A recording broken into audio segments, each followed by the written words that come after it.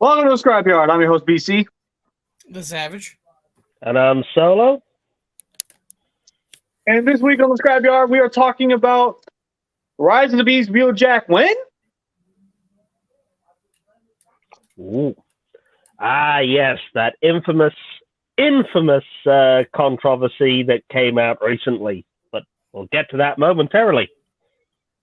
What was that word? Obviously, for the birthday, I do figure appreciation of the week. And who's going first? How's that? Oh, it's the Savage. Well, first thing, my figure appreciation week was not a Starburst drink, but it was a gun cannon, the sidekick of the Gundam. Sweet. Very nice. Very nice. It was the model kit bit, essentially. I used to have the original action figure, but I have since then lost it, aka Little Savage destroyed the fuck out of it. So I need to get a replacement. This is good.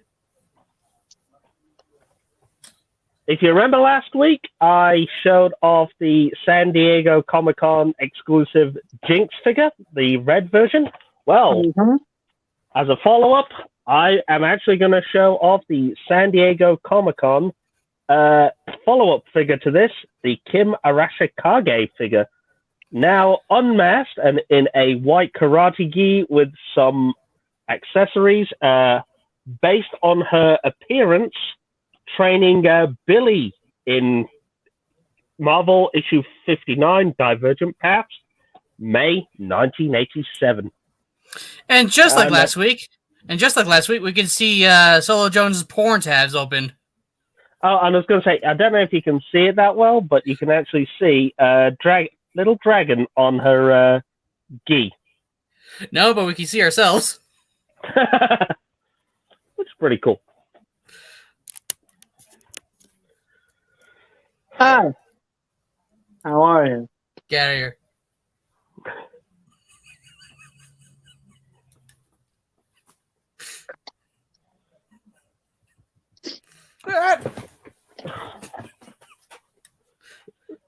Anyways, so my figure appreciation of the week. Any guesses? Any guesses? Any guesses? I would say In Space Silver. A job, you hippie. No, Oh. I'm waiting. Blue Centurion? Wait, no, you already showed him off. Oh, you've already done him. You've already done. I just said In Space Silver. I'm gonna say Wild Force. No. Not another Gundam model kit. Real Strike. I have not built the IL Striker pack yet, but yeah, this little Real Grade, it's a lot better in person. I actually really do like that one. Not another Gundam model kit. It's not. At least it's not a Zaku boy. A Zaku. What? Zaku's? No, I don't know what you're talking about. Intervention.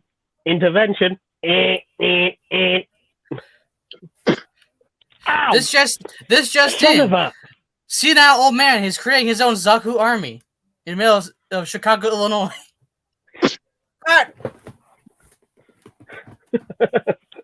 Seek Xeon. Earth Federation. Calling Earth Federation. Anyway, let's get into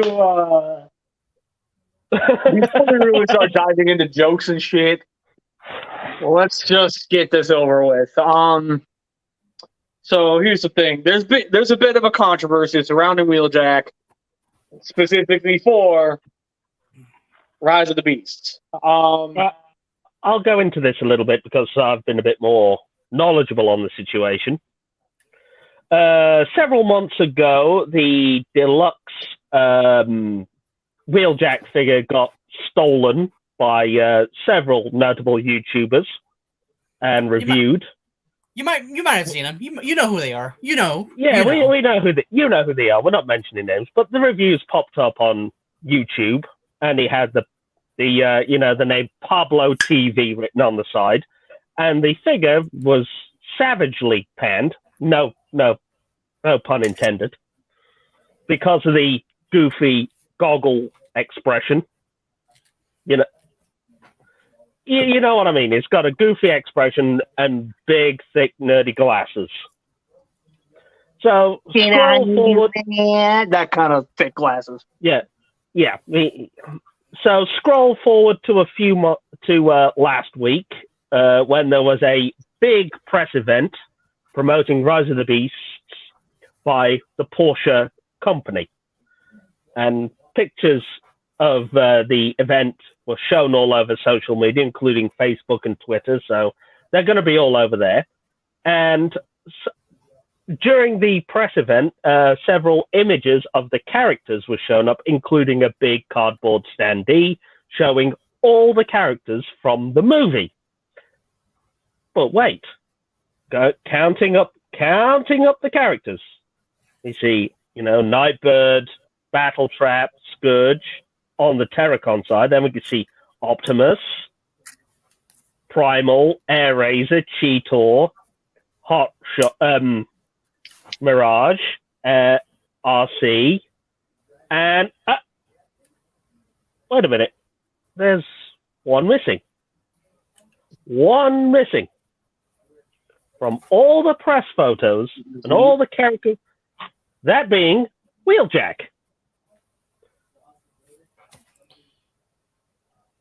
And where the fuck is he gone? Who knows? Maybe he's got an early vacation.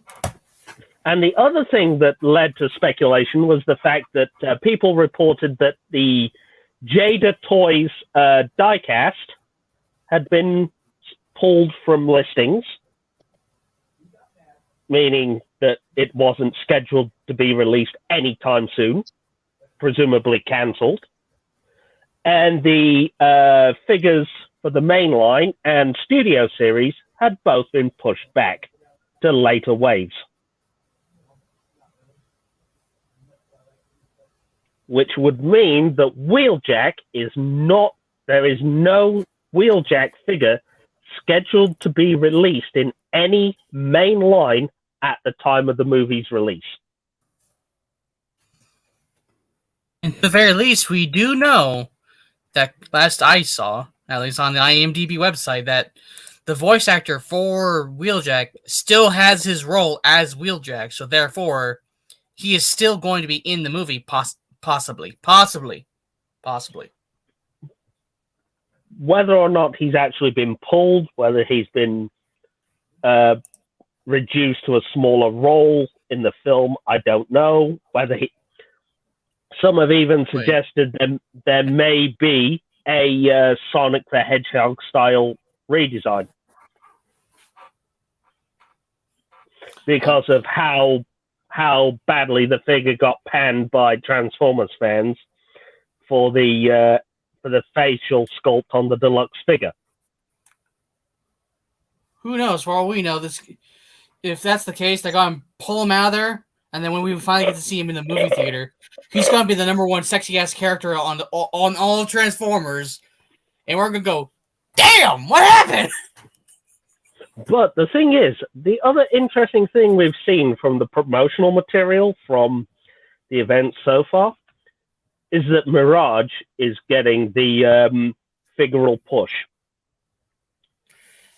Well, yeah, because so far it seems like he's the one that has the human companion, so therefore they're going to try force him out a little bit more. Whether or not he's actually going to replace Bumblebee as the kid-friendly character, I don't know, and I can't see that happening given the appeal that the mass market appeal that Bumblebee has had since 1984. Yeah, but at the same time, look how well Mirage is doing. his trailer skyrocketed his popularity. The fact that he given off his ability, like the thing that Transformers made themselves somewhat unique other than their vehicle form.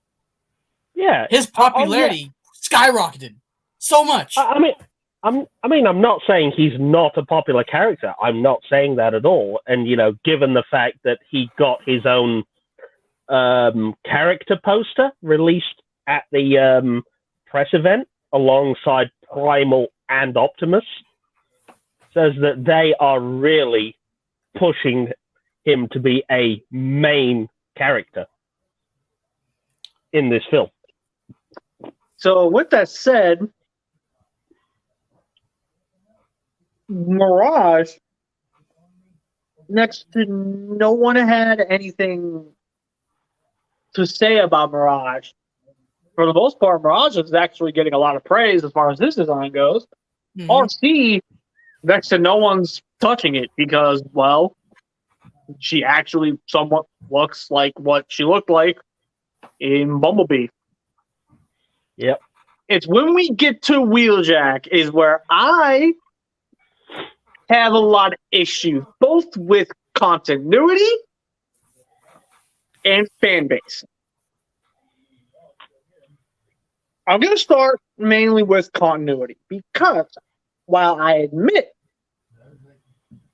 the fan base is definitely going to be a major part of why I'm going to be going a little bit off the rails here,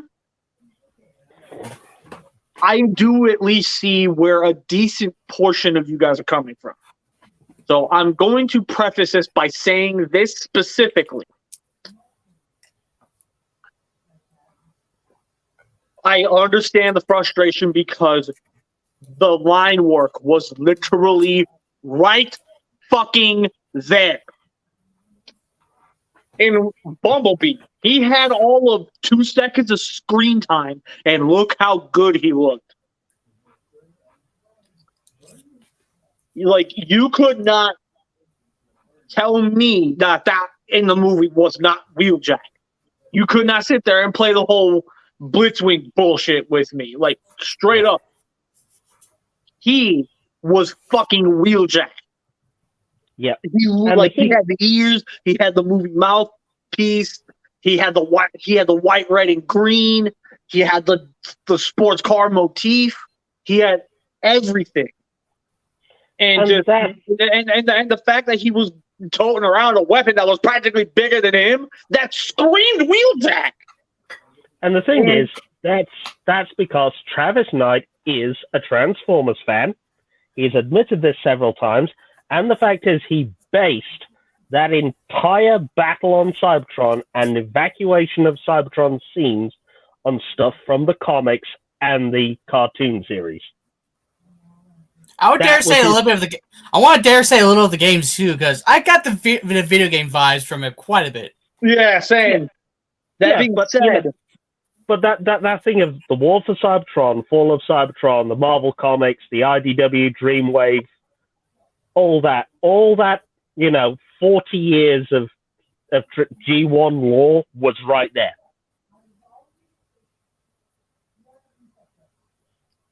But I will try to trickle into on the possible what if here, because it was a good time from then to now, to be fair. You know, when did Bumblebee land on Earth? Like 19... If the first movie was the 1986, so, and this movie is set in the early 90s. Well, no, there was a time skip between when Bumblebee landed and when the girl got him. Yeah, but that was only a period of a few months. Yeah, that was only a period of a few months. That was not actual years. Okay, well... So what we're saying here is that the end of Bumblebee takes place in 1986, and now we've jumped forward several years to 1992 or 1993. My point on what I'm getting at it with is a lot can change in a few months. Look at how well this year's going. Yeah, no shit. So my point being, for all we know, yes, it could have been a couple of months. but maybe Wheeljack might have gone through a lot more shit than we realized.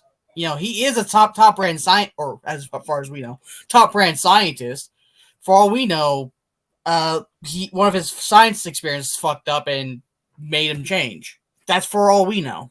Yeah, exactly. Like this is what I wanted to get into. My beef with Wheeljack is not his design. It's the fact that it feels so fucking far left field that I feel like context here is desperately needed to explain why he looks the way he does. How they went from a more G1-esque design in the Bumblebee movie to a Coke bottle glass nerd in Rise of the Beast. Do not get me wrong. I'm not inherently hating on the design. I don't think it's that bad. I don't think it's very good, but I don't think it's that bad. And honestly, the design overall, I see where their heads were at with that. Because that legitimately looks. They're trying to convey the idea that Wheeljack is the nerd of the group. Hi, JJ. Being the TV repair. Hey, JJ. It depends on what you mean by hop in, my guy. He has some things to say, apparently, as well, was what he said. If you got some stuff to say, by all means, but if you're talking hopping into the panel, that's going to take a lot of work on our part. I'm just saying, the TV, as you were saying, the TV repair van. Alt mode he's been given in the Rise of the Beast movie. Yeah, see, I wasn't even bent out of shape about that. I'm perfectly cool with it. Because the way I see it, for somebody who's supposed to be super smart and super tech-oriented, he needs a vehicle that conveys that. And that van conveys the techie nature of him. To be fair, I never actually saw Wheeljack as a top nerd in the same way Perceptor is. Do you know how I always saw Wheeljack?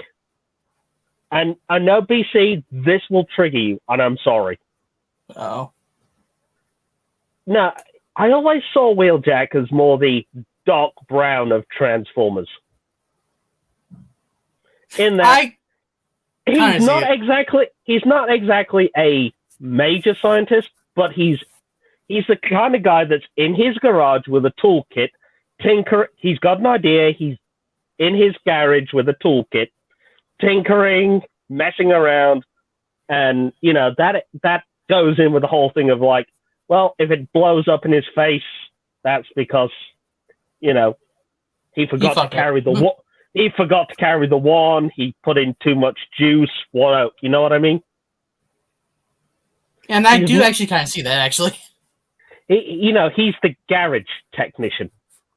What I mean? He's the garage inventor trying to just tinker with his own ideas. Or exactly. if you want another context, think Mythbusters. You know how they would invent stuff in their in basically a workshop just to test if it would work or not. I want to see a Transformers Mythbusters now that you said that. I want to see that. Wheeljack going like, well, could I invent a death ray using only a candle, mirrors, and a laser? What the Come on, to the garage. Did you forget? Will Wheeljack create the Dino? Or we're talking about Rise of the Beast, Wheeljack. We don't know if he's even going to make the Dinobots. Well, yeah, I get what he's saying. Did you fact that Mebius is back? Also, where the fuck were you last week? Where were you last week? What's good? What's good? Maybe yes. Maybe yes.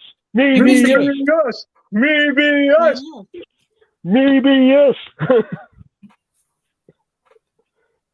Now, bearing all that in mind, we're going to do this once because we forgot to do it last week.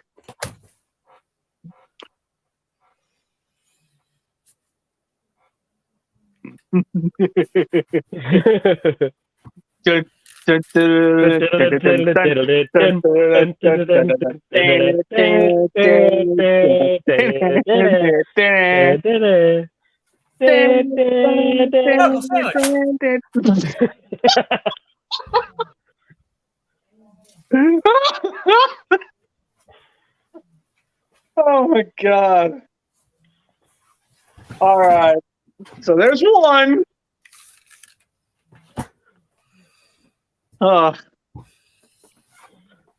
Anyways, so But yeah.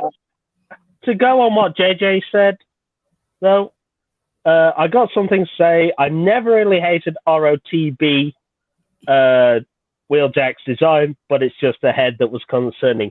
Yes, that was the issue that a lot of fans were having when they were posting the reviews and the memes about Wheeljack. It wasn't the TV repair Van Alt mode. It wasn't the actual proportions of the figure. It was the spotty teenage nerd face with Coke bottle lenses. Also, we weren't giving you any shit, dude. We're just happy you're here. Yeah, we're saying no. We're shitting on you. We're saying welcome back. Whoa. Yeah, whoa. Like, just easy, man. Easy. Take it easy. We ain't giving you any shit. We promise. No, we just miss you, buddy. We're just glad you're okay. We're just glad you're okay. Hey guys, say hi. Ah! What's up, guys? Oh, hi. For those who don't know, this is JJ Prime Reviews. Woo. I was on a previous podcast with him a while back. He and I shared quite a few different conversations with each other. It was actually quite a fun time. Yeah. Anyway, so yeah, you brought up the fact that the mainline deluxe is not the final design, and it may not be the final design, but it is supposed to be indicative of what he's supposed to look like. True. True. But if you compare like mainline deluxe Cheetor that was revealed recently for like the Jungle Mission 3-pack, you compare that with this. Like this the studio series, yeah. Yeah, this is more closer to what we will see in the movie. This is more accurate. The mainline deluxe is more concept art, so. Yeah, I mean, someone did bring that up because they said a lot of the box art you see, especially on the mainline stuff, is based on early design before they've, 100% finalized. Yeah. So what we're seeing with the Coke bottle lenses on the Jada figure, on what was on the Jada figure box art, and the, on the deluxe, may be similar to what we see before they, right, clean it up and finish the design permanently. Yeah, but here's the thing. They are literally pushing back the Studio Series release, and they are pushing back they're really hiding the Jada release as well, because they just want to change up the box design and they want to redesign Wheeljack. That's the rumor, I guess. So yeah, because see, now here's the thing. Like I previously stated, I don't know if you heard this yet, JJ, but I said straight up I had two issues. One was with the decision on changing his design. The continuity, basically. Was continuity, for the sake of continuity. And my main issue with that was we need a little bit more context before we just flat out say, oh, okay, that's his new design. Okay, cool. Like, that's a drastic departure from what we saw in the previous film. And I'm sorry, but you can't just hit us with that anymore. You got to give us some context as to why he looks that way. Mm-hmm. And I gave the what if he got fucked up in his one of experiments or something. That's a good enough excuse, I would imagine. At least it'd be context. Yeah, exactly. Like I need some context here. Now the second thing that I said I would drew major issue with, which honestly I'm probably gonna end up doing, like I'm not going to get overly emotional to the point where I'm just going to be screaming, but I am going to be very firm with what I say. So it's literally going to turn into a case of once that moment of me overpowering the conversation comes in, that's when I'm really going to start digging into the fan base, because I have a lot of issues in that part of this. So Yeah. here's the thing. Basically, movie directors don't care about canon backstories or canon in general. Looking at you, Michael Bay. Yeah. Yes. Good point. Because they, even in the the Bay Formers films, they just changed designs as and when they saw fit. There was no real explanation as to why alt modes changed, designs changed. Yeah, you look at Bumblebee, like his Camaro has changed like so drastically throughout the movies. Like you look at the first 3 movies, Bumblebee's design changed so much. I'm like, but why though? You couldn't just keep the same car mode, really? Come on, why? Why do you have to change it? Do you really gotta stay with what's coming up as a way to sell the cars? Is that what's going on? Yeah, of course. It's just, as we all know, these movies were also a GM commercial. You see, Yeah, look, we all know for a fact that Michael Bay did not give a shit about the fan base. He didn't give a shit about the lore. He didn't give a shit about the canon. He only cared about the money he was going to make off the fucking films. Exactly. Literally, the only reason why we saw Dinobots show up in Age of Extinction was because he got pressured to do it by Hasbro. There you go. There's all the different versions of Bumblebee's Camaro. Oh. You see, technically 4. Technically 4. I blame Hasbro for this. Because you also have the 77 Camaro as well, but that's just the 3 modern Camaros. Oh, I just remember that. We had this. Yeah.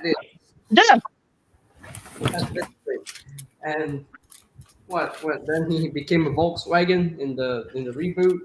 Actually, I just realized technically 5. Yep. I mean, 1. Honestly, I'm really hoping that the 75 Camaro gets the NPM treatment, because I need to see that transformation actually physically happen. You mean this one? Yes, that one. Oh, and don't forget, you've also got the World War II Bumblebee Studio series that came out as well. Let's not talk about that. Honestly, I do like the figure. It's fun to mess with, but I learned. Actually, speaking of continuity, ever bullshit and Michael Bay crap, I learned of a YouTube video I watched where they talked. Hey, look, hey, PC. Also, can I just say, sorry, do I even need to bring up the butchering that was Optimus Prime's character, Freedom is Radville, sentient beings that just kill everything? Yes, and all I'm going to say is that upset Peter Cullen. Yeah, his character, he knows his character well, because, it is literally almost based off of him, in a sense. No, it's based off his brother. Yeah, that's right, yeah, based off his brother. And it's just why?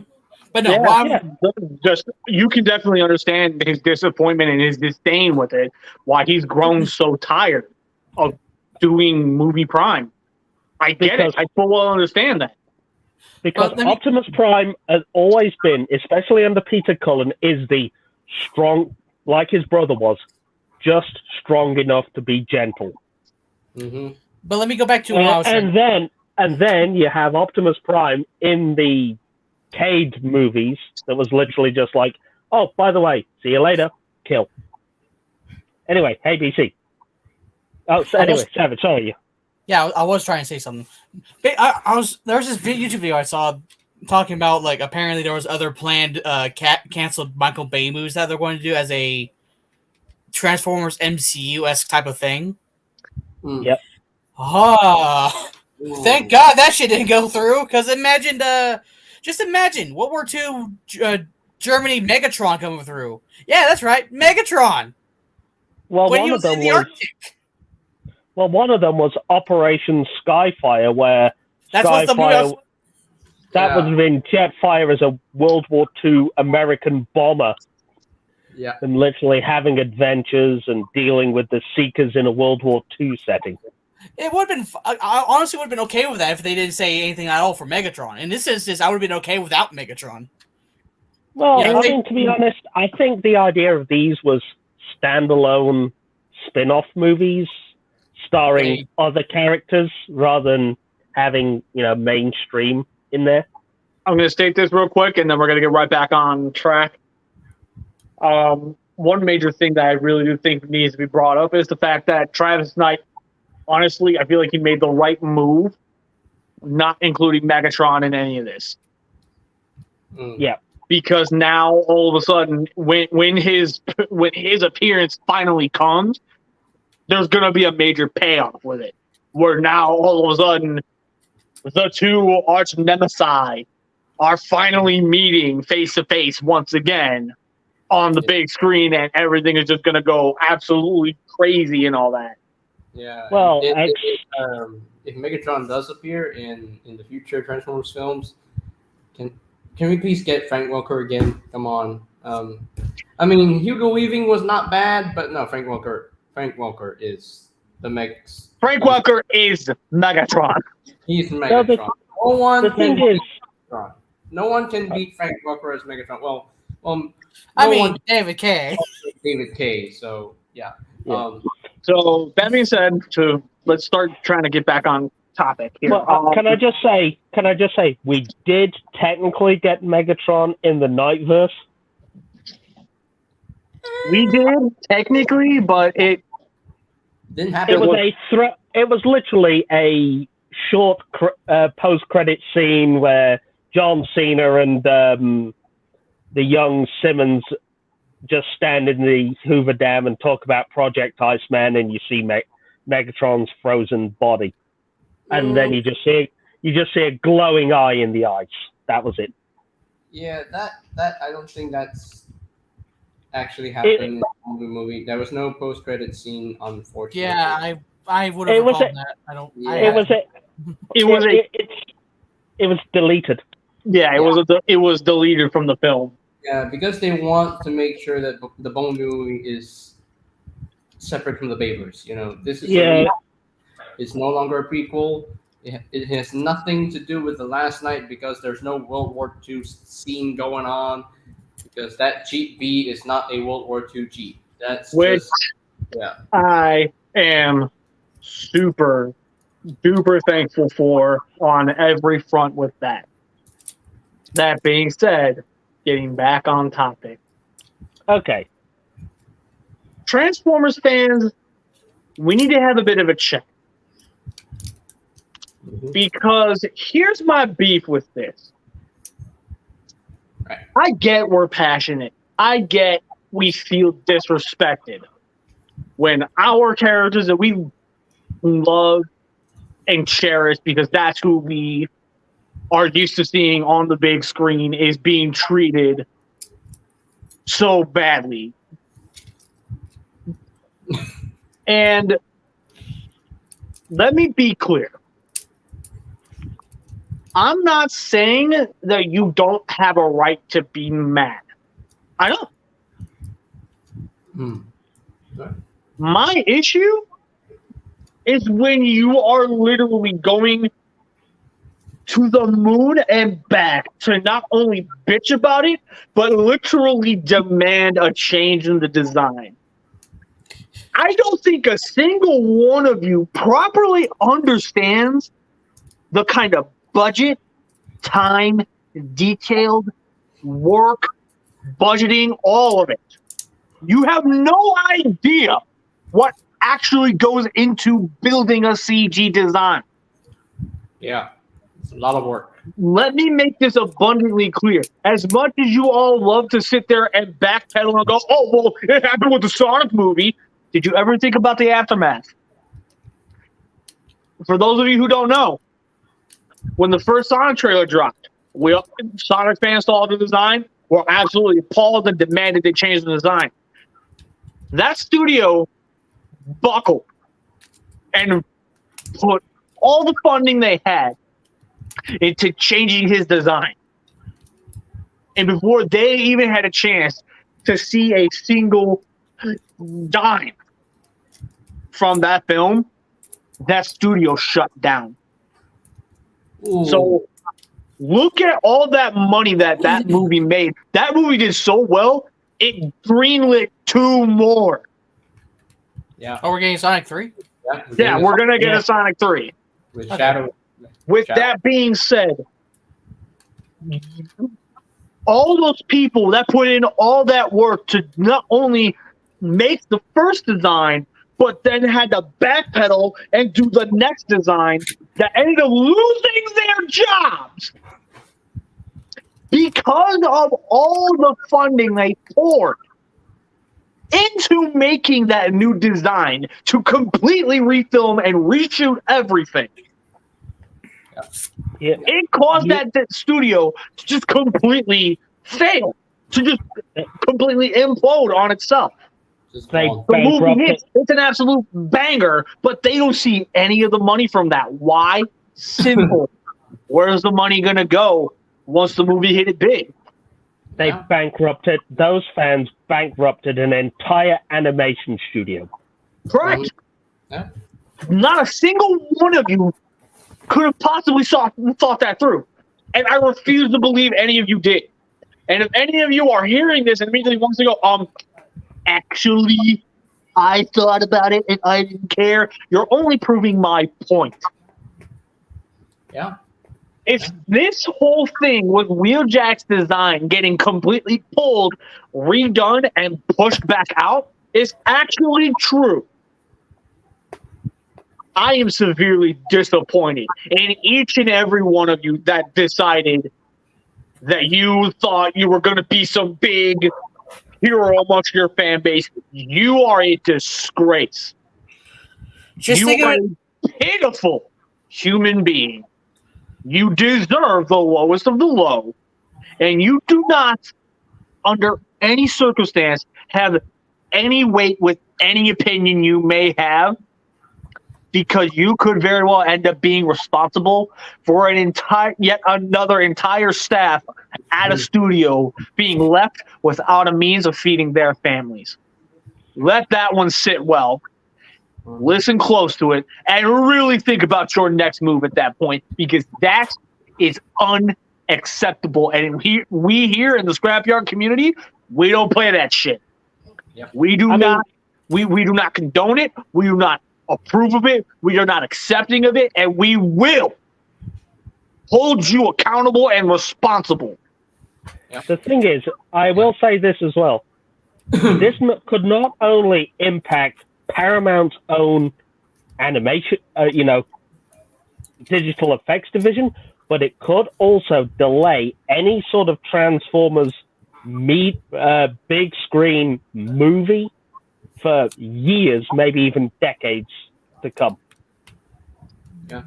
Exactly. Like, and then they're gonna piss, and then they're gonna piss, moan, whine, and complain when another movie doesn't come for like another 3 or 4 fucking years. It's I'd because say y'all even are longer. fucking blame. They have to, honestly, people need to take into account that, the pandemic is still around. It's still going on. The COVID-19 is not going away for a long time. It's still going. It's still around. I had COVID.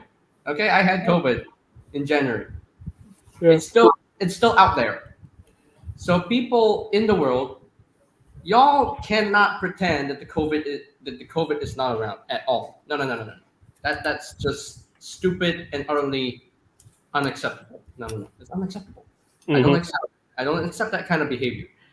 What y'all need to do is, you guys out there in the world, you need to take into account that the COVID-19 is still around, and whoops, He probably had a connection failure. yeah. He died. Oh, he dead. Sorry about that. I pushed that was my fault. I actually accidentally tapped leave to go read Mebius's message. That was my stupid fat fingers. Sorry. You are on a phone, so to be fair. Yeah, I am using my phone. So Yeah, and just to to add things to the the pandemic is still around. Delays are bound to happen, and people should not get upset about that at all. Y'all need to be patient on things and stuff.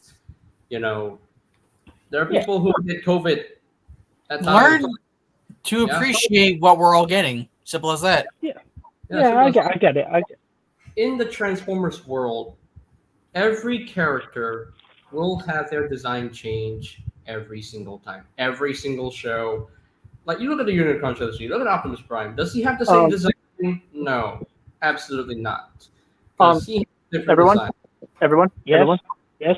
I feel like JJ needs a proper introduction to this because I don't think he's fully met this little guy yet. Oh.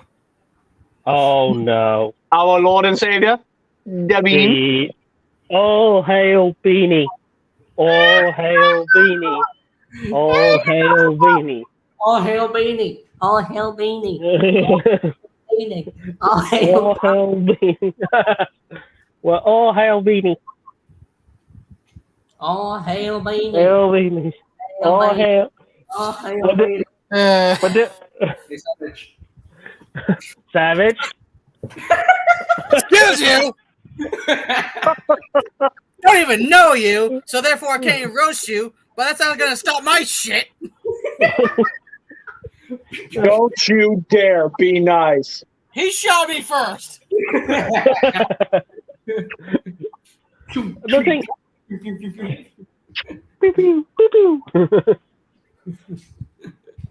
Okay, so JJ, there's another thing that goes on in here.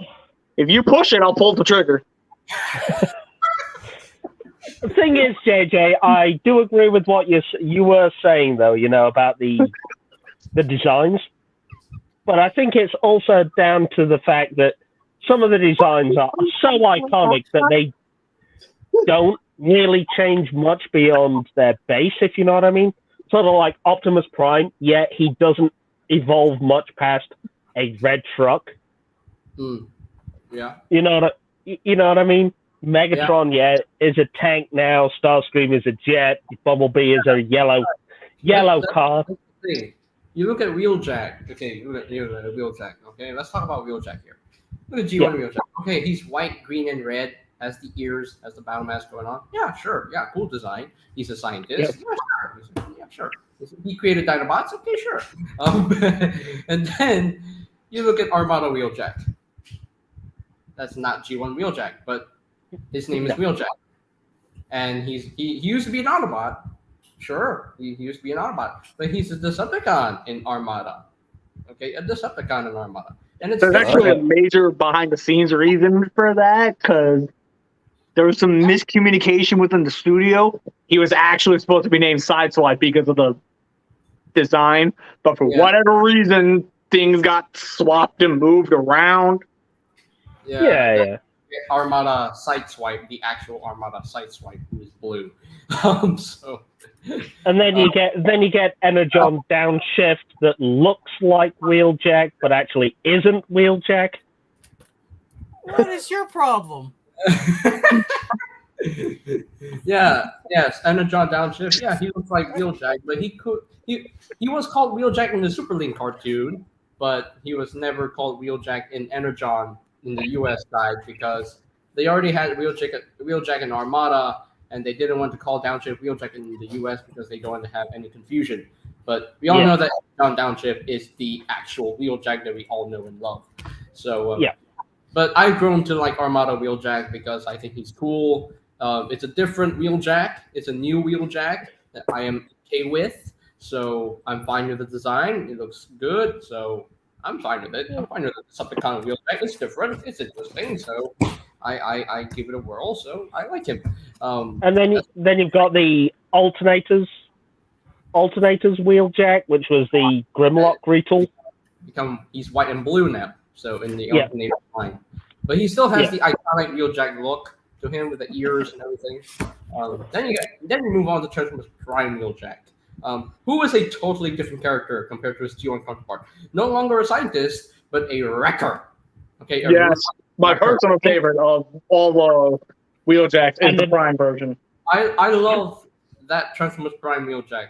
His design is G1 Wheeljack, but his mannerisms, his personality, it's very Wrecker style, man. I mean, those swords, dude, that Wheeljack is brutal. He is brutal. I love that Wheeljack. It's one of my favorite Wheeljacks ever. But then we moved back to the scientist inventor style Wheeljack in Cyberverse because and he has a goatee going on there, so which is awesome. I love that. And then Netflix.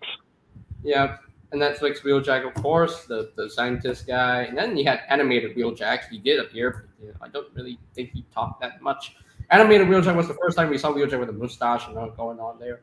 And then we have Burst Part Wheeljack, who talks like a cowboy. I love Burst Part Wheeljack. I love him so much. I love that boy. That Earthspark Wheeljack, I love him with a cowboy accent. Perfect. Perfect. And then I was also going to say the Dark of the Moon Wheeljack, a.k.a. Einstein or Q, whichever you want to call him. Yeah, Dark of the Moon Wheeljack. Yeah, Bone Movie Wheeljack even. Yeah. Yeah. And here's my thing with Q/Wheeljack thing. I don't care about the Q name. Don't really care for that name. I think it's dumb. It's stupid. I don't care. I call him Wheeljack. I don't care. I get the Q name because it was a nod to James Bond. Sure, it's a nice reference to James Bond there.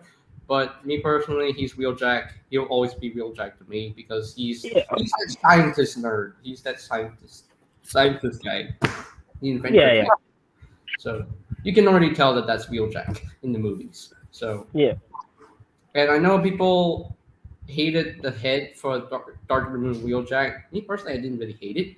I thought it was cool to have an Einstein head. It worked. It works for Wheeljack. So, and he the hair thing, like the ears. So, you got the fluffy hair and the mustache. So yeah. So which keeps him with the whole mustache thing he had in recent years through. So basically, mainline. My point is, not every interpretation of a character needs to be the same. It doesn't need to be the same. Everything needs to be different from each other. It can be a reference to the G1 counterpart, but it cannot be the same. Because if it was the same Wheeljack, everything, I would be literally bored. Yeah. So I still now want to see a Wheeljack based on Adam Savage. Yeah. That being said, sorry. The whole point of this episode is to just get the point across and just accept that it is not okay to go out of your way and bitch about this fucking design when we don't even know if that's the actual design of the film yet. Yeah, it could have looked. For all we know, that could have been what he looked like when his battle mask wasn't deployed. Yeah, because that could have been an element they were going to take from Transformers Prime, where the thing was going to slide over his mouth. Where when he's just kind of standing around talking, which is probably what he was going to do mostly in the fucking film, he was going to have it open. But when he's in the heat of battle, the glasses could have done a whole thing where they would go like that, give him the ears, and the battle mask would slide. Will clamp shut. Well, and the thing is, we have seen the sort of battle mask and visor gimmick in the Bayformers franchise previously. Yeah. In the words of Mevis, so in other words, this whole episode is stop being a little bitch. Yes. Maybe it's put it perfect. Stop being little bitches, please. That is literally all we're asking. Yeah. Exactly. Yeah. Like, look, I get that this is super fucking frustrating. I get it. I honestly do. Yeah. But for fuck's sake, guys. We are grown fucking men. When are you going to stop? They're not going to stop, no. It's never going to stop because, like we mentioned last time in the fandom episode, people are never going to be satisfied because it's either not G1 enough, too G1, not You know what I mean? And unfortunately, due to recent events, we got to see what both sides look like. That's the thing. Me personally, when I grew up as a Transformers fan, I decided not to spend time complaining about different designs of a character, because I personally would want to give each interpretation of a character a chance. I want to like every design of a character, because me personally, I have no hate. Okay, I show no hatred to the Transformers franchise. No, no, no, no, no. Well, there's one show that's kind of my least favorite, which is Energon. So, yeah. Ooh. You want to know what fandom I always fuck around with? Because I just can't stand their asses for various reasons. Go on. Go on. Star Wars. Oh,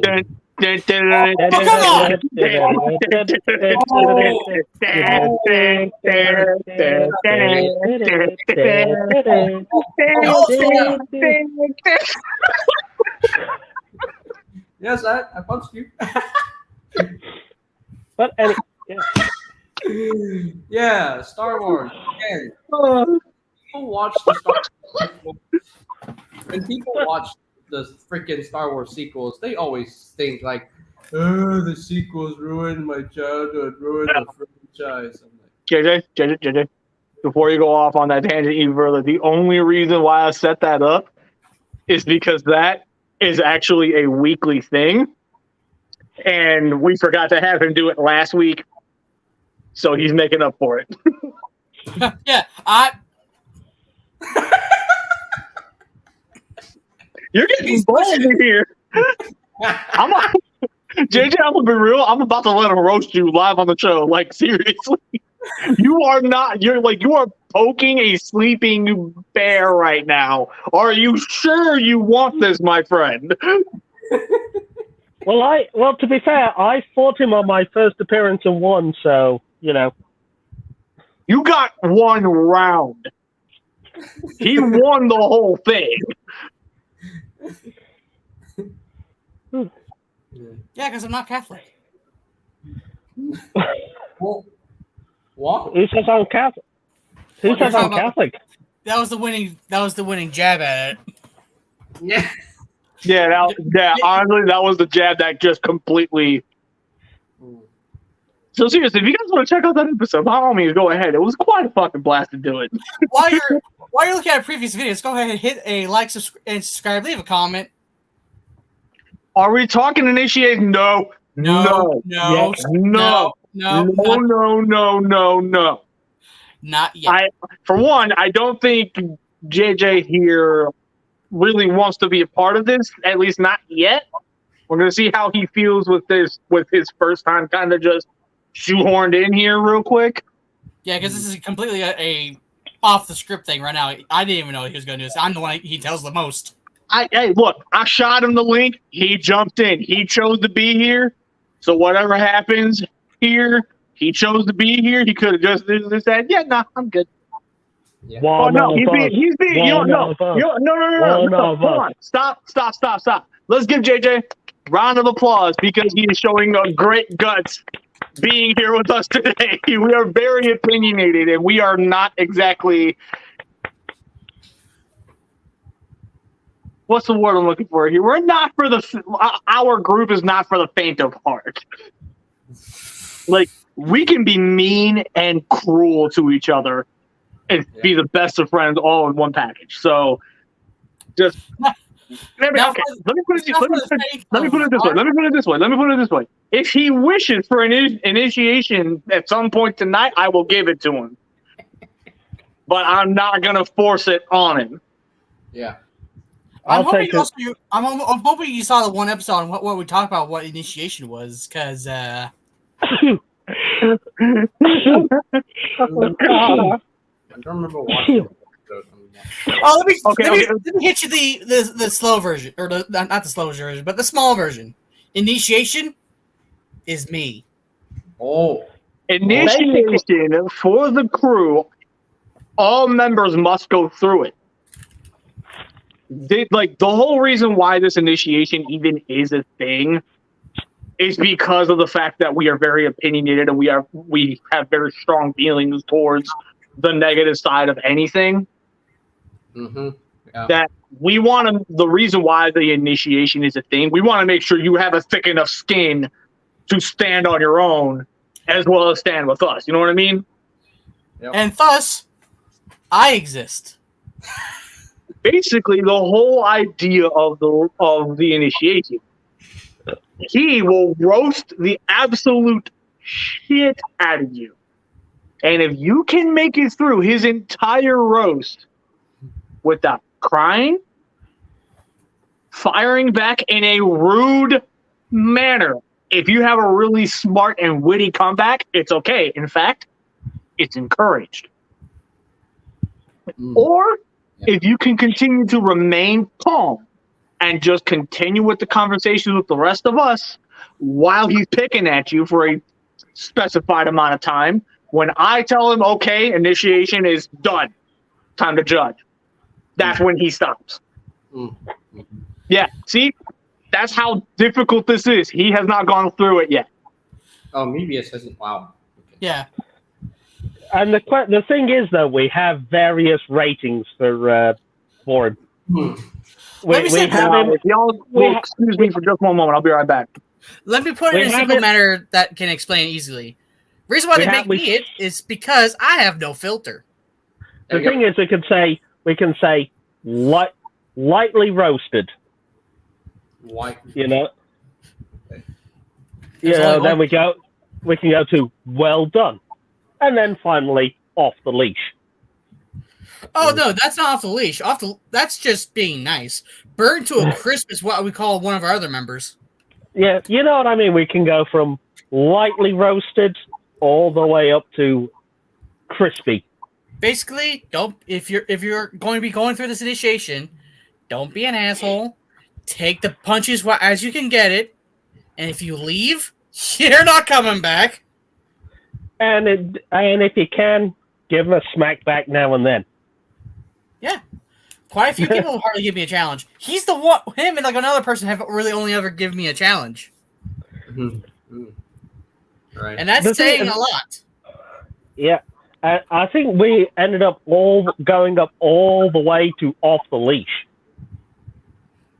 I mean, there's also burned to a crisp, but we were up there. We were quite up there on the roaster meter. Mm-hmm. But he's done well this episode, because I mean he's been quite informative. He's pretty cool guy. Yeah, but this isn't initiation. We're just explaining what initiation is. I'm just saying he's done well in his first appearance with the crew so far. But yeah, basically, as a guest in the Scrapyard, so welcome aboard, sir. Yeah, thank you. As a guest of honor. Yes, thank you. So, if we discount the idea of redesign, because what do you think is the next logical step? Do you think that Wheeljack may be scrapped like the twins were in Dark of the Moon, or do you think he may end up with a much more reduced appearance? Maybe reduced appearance, because his name and character, or like his voice actor, and his character are still listed in IMDb. Like that's one of the things that movie directors or movie producers, whatever. That's like the very first thing they go to whenever you have a project of a movie or something like that come up. If we saw the character is completely gone, the character and the voice actor's name would be gone. And I'm looking on the thing right now; it's still there. Obviously, maybe it's still there on TF Wiki, so yeah. Yeah, so more than likely, he's just taking more of a back burner version of it. I personally think the evidence stands to reason that he may have been scrapped like the twins were in Dark of the Moon. But anyway, I was asking you, BC, now that you're back. The question is this. If we completely discount the reanimation, right? Because of costs, right? Yeah. What do you think is the logical thing that's happened to Wheeljack based on what we've seen? Do you think he's been scrapped from the movie like the twins were from Dark of the Moon? Or do you think he may have a reduced appearance overall? I think that they're going to come out of fucking nowhere and show that they didn't change the design. They stuck to their guns. And they're basically about to tell the rest of the fan base, yeah, fuck you. We did this for a reason. And you're about to see why. Y'all chose to piss, moan, whine, and complain far too fucking soon. And in my opinion, I haven't even seen what he looks like as a design, so I have no say in the matter entirely. I have no idea what he even looks like. I did share the photos in the group chat. I'll share the toy. Saw, but we never saw his finalized design in the movie itself. We don't know what he looks like. We never got a really good look. So, but he has been. But the thing is, he has been seen quite a lot in those behind-the-scenes films. You know, those recordings, whether they were by fans or actual cast and crew that was shown on social media. Yeah, and we saw his vehicle mode, but the robot mode not so much, because we technically saw the robot mode in the first trailer, but it was just the back. We never saw the front, so what his head looks like, we don't know. Wait. In the first trailer, we saw the back of his robot mode. Yeah. I need to look this up. But that would have been based on an older design, wouldn't it, in the teaser? Yeah, watch the first trailer again. I mean, you see Wheeljack's robot mode there. You see his back. What scene? Yeah, what scene? Basically with the 4 Autobots. Well, Bumblebee wasn't even in that scene, but the 4 Autobots walking with a human on the mountain. Okay, the mountain. But yeah, basically, all I know is that his main color of his design, my guess, is brown. Less I knew, because his vehicle mode looked brown from what I saw, like the little hippie van looking like thing. Brown. Yeah, it's a Volkswagen. It's a Volkswagen Type 2 transporter. Yeah. So yeah, that's as far as I'm completely aware of the whole thing. Yeah, I know I saw the toy figures, but like my guess is that they're probably doing a bait and switch. They're letting the thieves see what it is and take the bait, and then switch it around. Okay, I'm getting a look at it right now. From the back? Yeah. It's. You see the wings there? Basically confirmed that is Wheeljack right there. Yep. So basically, this only adds more fuel to my argument. That being, like, guys, can we knock it off, please? Yeah, we need to learn to accept the design for what it is. So yeah, but you know what I mean. That was the reason I was asking the question is, if the response to the fan backlash regarding his design is not to redesign because budget, would the response from Paramount be, do they scrap him completely, or do they just reduce the amount of screen time he gets? I think probably he will be the Autobot who dies. So unless they make it, unless Bumblebee will be the Autobot who dies and comes back. I don't know. But would they be brave enough to kill one of the major characters in the film? Well, I don't think they will kill Mirage, RC, and Prime. It's either Bumblebee or Wheeljack will die. But when I saw the first trailer, it looks like that Bumblebee is the one who's dying. So all I'm going to say, but the last night they made it seem as if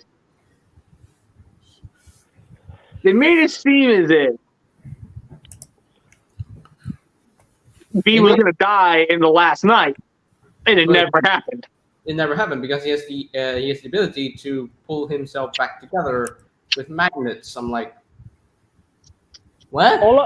All I'm going to say, JJ, is I'm going to correct you on one thing right there. Killing Prime is what Hasbro do best. I mean, have you not seen 1986 film? Have you not? I was going to say, come on, can you name one continuity where Optimus Prime doesn't fucking die at one point? Well, Energon and Cybertron, he never died. Okay, that's 2. Okay, I'll let you have that one. Well, He clapped back so fucking fast on that. Oh. Damn. You were like, name me one where he didn't die. damn. Energon. Yeah, okay. It's me rubbing my jaw going, yep, okay. Okay.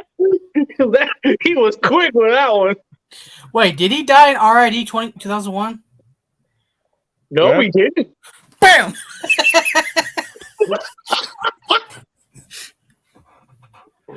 There's 3 for you. And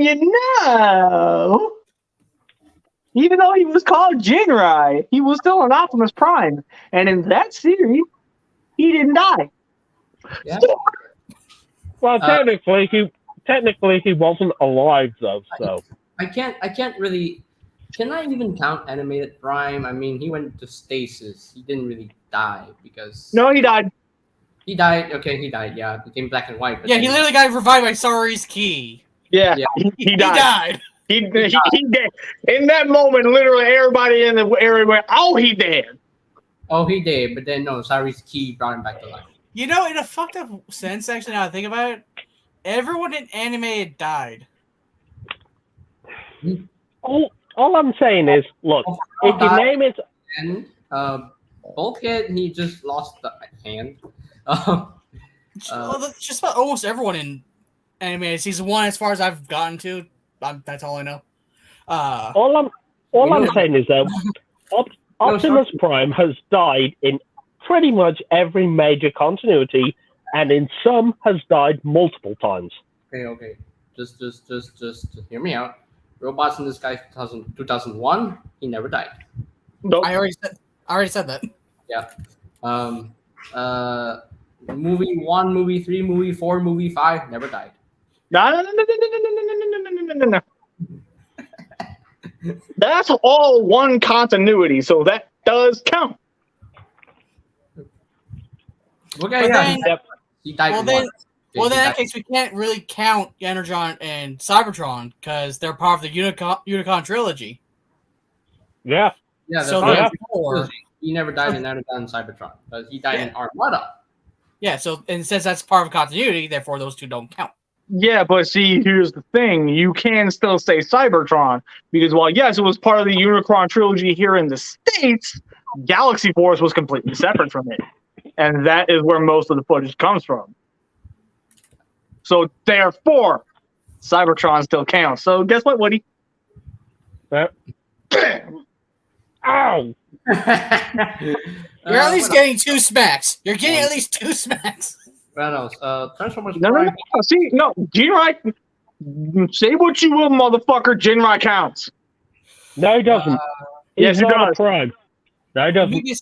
He counts. Fuck you, he says, does. He counts. Yeah, he counts. No, he doesn't. He's not. Technically, Optimus Prime reborn. So, yeah. Anyway, Mebius says, I remember a YouTuber did count how many times Optimus Prime has died. If I remember correctly, it came out to 230 deaths, counting comic books and other stuff. What? 230? Since what? And you're trying to tell me that they wouldn't kill Optimus Prime in Rise of the Beasts? Well, You know, fuck it. We're giving one of the win on that. We're giving one of the win on that. That's a complete. Any argument we had at that point just went right out the fucking window. here's the thing. Okay, All I'm going to say is, here's at this point, this guy's Robo Jesus and will literally die for our sins. I mean, I think we've already known that fact, to be fair. There's Just- only one thing that could perma-kill him, and I'm currently holding it. Just hear me out. Just hear me out. Okay. Hear I me don't think they're gonna kill Prime in Rise of the Beast. There's no way because Rise of the Beast is part of the new of a new movie trilogy.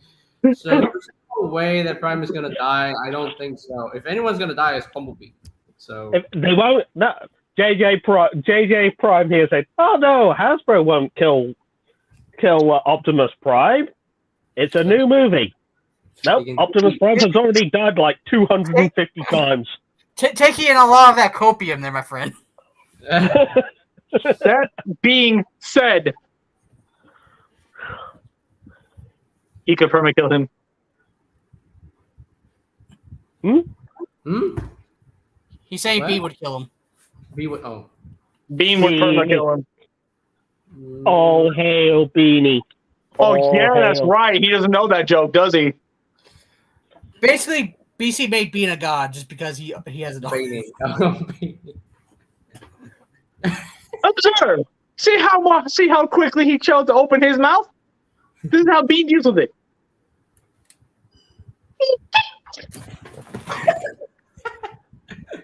I would. And then I when he would. comes back, he changes his whole tune. I would say. I do. Beans for the Bean God. Praise God, Beanie. Breaks him. Praise the Messiah. All hail. Uh, All hail Beanie. Can I put the Church of Beanie on my tax form? but yeah, I mean, Any Prime- religious I mean, any religious exemptions? Beanie. So, anyways, so I was actually having a private conversation. By the way, we're entering the after party part of this, so there is something I want to bring up with JJ at some point. It's specifically about that animated prowl, but we're not going to get into that right now. Was a decision come to about that whole initiation thing, or What do you mean? What? It- that, I- no, we're not doing that right now. okay? He's shaking. I was just checking because again, I had to kind of jump out for a second because I was having a outside conversation which was distracting me. I didn't realize we were all going to we were trying to make a decision. We all last I saw, we all said no. no initiation. Not yet, anyway. Not yet, anyway. Maybe when I join more often, then yeah. Then yeah, we'll see. Okay. Yeah, we'll see. Okay, so you're happy with the guest spots up?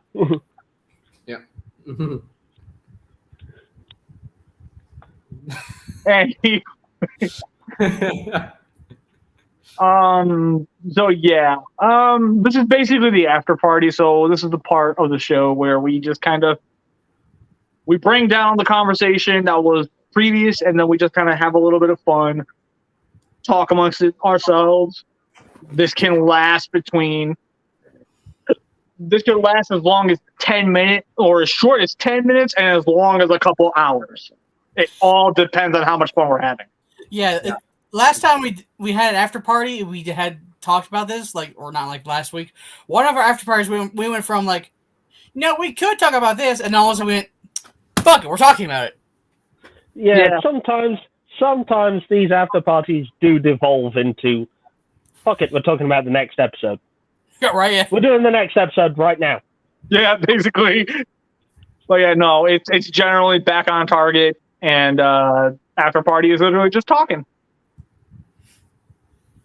So, with that said, I kind of want to pick JJ's brain a little bit here. Okay.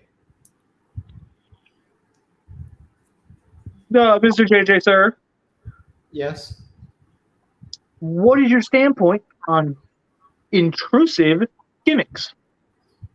Intrusive gimmicks. So last week's topic, basically. Oh yeah, that's right. Y'all talked about that. Intrusive gimmicks. They suck. Care to elaborate?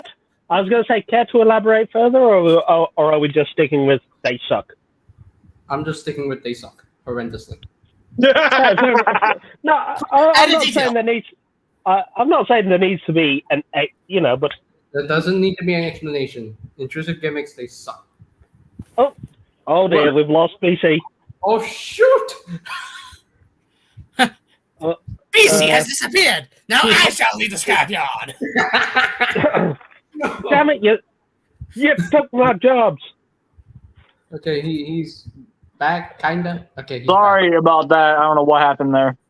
I was about to say, oh, BC has fallen. I rule the scrapyard now.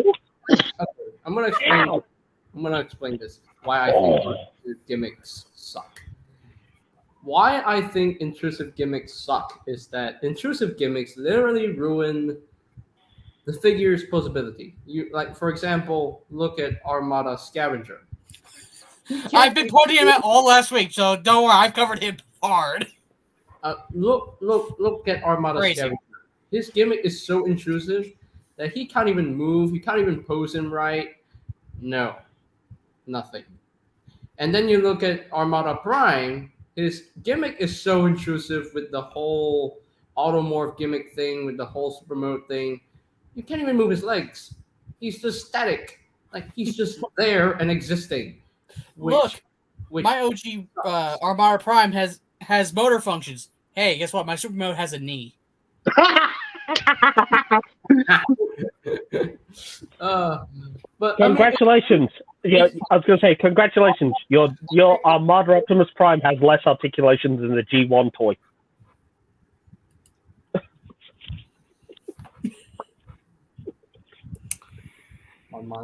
My mind has been blown by Woody. Rest in peace, Armada fans, including myself. I'll see myself out. Did what did you get my fucking show canceled? Funny they got rid of that was for Naval Commander. Yeah, Naval Commander, he's a third-party Armada Prime, and they got rid of that autonomous gimmick thing. They got rid of that. They've been getting rid of that thing. The more they brought up Legacy Armada Prime, they're like, hey, guess what? We fixed our fuck-ups. Yeah. Congratulations, your Armada Prime has articulation now. Only line where I think intrusive gimmicks would work is anime. Because if you look at Animated Prime, one of the animated figures, Animated Prime figures, he has the whole breakdance gimmick thing. And while he does that, when he has that breakdance gimmick thing, he still has the articulation that he needs. Yeah, but at the same time, his gimmick was actually kind of geared to how he transformed in the show too. Yeah, exactly. So that is where intrusive gimmicks would work in the animated line, in my opinion. But for the Unicorn trilogy, no. Right, you can't go that far. Cybertron was actually really good about the gimmicks.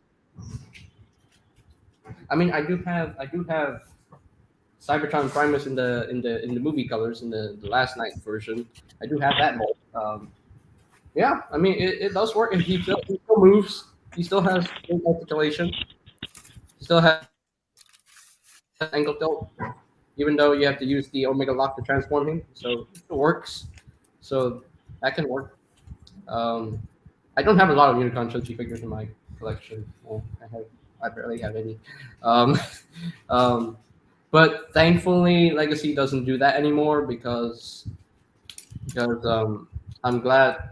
And honestly, people shouldn't be surprised because we're in 2023, and we should know that gimmicks don't exist in mainline figures anymore. I mean, look at the Titan class Cybertron Metroplex. Does he have all the bells and whistles that the original figure had? No. He doesn't have the Cyber Key Power thing. No. The saw blade doesn't separate. No, it doesn't. So. But the thing is, Legacy is adult collectors. It's not kid friendly. You know, Yeah. but I mean, the thing is, the gimmicks work in Cyberverse because that's aimed at kids. Yeah, I mean, you have one-step changers, you have the smash changers, all that stuff. Yeah, I mean that's for kids. That's kid-friendly. But you look at the Cyberverse Warrior class figures. That is where intrusive gimmicks suck horrendously. Yeah, I mean, I picked up when the first line of Cyberverse toys came out. I picked up the Optimus Prime, and when it had the partial transformation and the axe attack gimmick. Yeah, and that wing / Starscream. I was thinking, what the hell is this crap? Yeah, look at Cyberverse Warrior class figure. With that gimmick, he has no legs. He has no moving legs. Go on, BC. There's a reason why every single figure abbreviation, this man only shows G.I. Joe stuff. Yeah. Well, no, I do show Transformers now and then. Most of them have been studio series. Yeah, because let's intrusive gimmicks. Yeah, I know he did this in the show, but who the fuck remembers this attack mode? Does anyone remember this mode? You mean the one gimmick that doesn't fucking work? Yeah, this one, the one that no one fucking likes, no one asked for. Remember how many times he showed this in the show? I'm pretty sure he did one fucking episode. Yeah, and he didn't do it any other. No. The useless gimmick is one they never show. So why the fuck does Scavenger have fucking motorized legs? Yeah, which doesn't work in my opinion. Mebius, that's a good question. What do you call the weaponizers then? I wouldn't call the weaponizers being intrusive gimmicks because the robot modes still have a lot of articulation. Look at Cog. He can still move around. And, I mean, yes, you can take him apart. But that's the fun of it. That's the fun of the weaponizers. You can just take them apart, put them on your other figures. Just do whatever you want with several cogs or several runs, several fast tracks, whatever, or several fossilizers. Mech Tech. Yeah, Mech Tech sucks. Automorph. Damn. I hate Mech Tech. I hate Mech Tech so much. What about Automorph? But the only weapon that actually worked out is Prime Magnus's hammer. Okay. Automorph. I mean, I find Automorph cool when they actually work. So. All right, he's good by me. But if Automorph doesn't make a figure work properly, then no. That's no. I mean, why the fuck have it? You were clearly here last week when I spoke my disdain for spring-loaded gimmicks. Mm-hmm. So you already know how I feel about it. I feel like I genuinely feel like it's less the fact that it completely ruins the figure and more a case of it completely lessens the figure's lifespan. Yeah. Especially if it's a double, triple win. Mm-hmm. Spring-loaded gimmick, gold, and clear plastic. Yeah. Like figures like that, it's already bad enough that the figure is clear or made of gold plastic. You put a spring-loaded gimmick in there, that thing is destined to crumble. Mm-hmm. And especially even worse, BC, if that spring-loaded gimmick and those clear or gold plastic are related to transformation, that is I'm going to say, that is a ticking time bomb. Mm. That is a ticking time bomb waiting to go off. I mean, I'm glad that the Studio Series figures don't even have that. So yeah, why do you think I've been showing off the Studio Series figures I've been owning on Figure Appreciation? Yeah, because I've been getting a lot of the Nest figures. I've been getting a lot of the Buzzworthy Studio Series, and I've been enjoying them more than mainline stuff. And I will say, I find it ironic that Buzzworthy Studio Series Cup actually is the figure we should have had instead of 86 Cup. The regular one? Yeah. I mean, I like the regular one a little bit better than the Buzzworthy version because that clear plastic on this chest helps you see the extra detail that he has, behind that chest panel there. And I do like that one better than the Buzzworthy version because I want to see that nice detail. So yeah. I mean, fair enough, but I'm just, to me, the Buzzworthy version is literally the one. Wait a minute. I'm sat here looking and going, wait a minute. The buzzworthy version is cartoon accurate. Yeah. I mean, plus with the clip jumper, but he's a repaint of Earthrise clip jumper. So. Yeah. I'm like, wait a minute. I'm like, wait a minute. They got it right. They got it right with buzzworthy over Studio Series 86. Mm-hmm. And I guess they did. All right. Who knew? Who knew? So, the show's not over, but I'm going to give Woody the opportunity to ask the question. DBC, what are we going to talk about next week? I'm glad you asked, Woody. So, here's what we're talking about next week. And this is one that is going to be absolutely amazing for those who are Scrapyard loyalists from the very beginning. Okay. The repaint approach, part 2. Ooh. AKA the topic that kicked off the Scrapyard. Ooh, okay.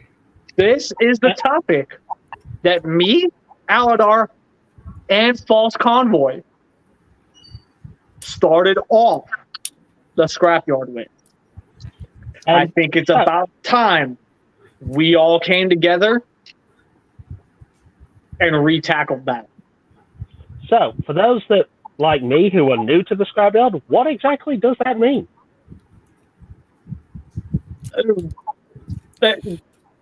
Elaborate. We're having a remastered episode. Well, basically, I obviously didn't join the Scrapyard till fairly recently, and now you're talking about something that would happen before I joined, so I'm like, okay. Mm-hmm. So basically, this was an episode that was made before we really had rules that were properly set in place. Right, okay. Oh. So we're going to take another. So I'm going to attempt to allow people to take another stab at this topic. And the reason why I'm going to do this is entirely for one sole reason. Toxitron? To see how we as collectors and fans of Transformers or anything that's known to have a bunch of repaints, how much our tune has changed. And then after that, maybe, just maybe, we will do a remaster of episode 2. Mm-hmm. Okay, then. So, next week... I have a lot to say about reprints. Well, all I'm going to say is...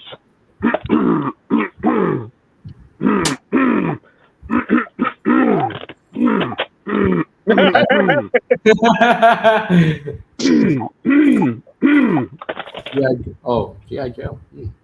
Yeah, G.I. Joe is the master of, let's repaint this figure into this figure. Yeah, so what's that statement? Why'd you shoot me? You son of a bitch.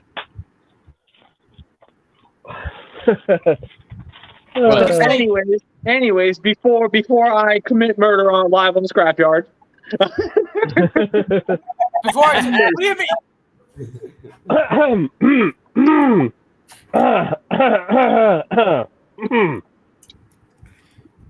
Would you even make this cosplay? So before we get completely derailed, I have a few questions I want to throw at JJ real quick, just to kind of see how he handles this. So my first question is, how are you enjoying your time here right now? I'm enjoying. I'm having fun. I'm having a good time talking with you guys. So we haven't offended you yet. No. Damn it! I mean, oh, cool. I'm not triggered. I'm not triggered. Don't worry, we will send you to Jay's. I mean,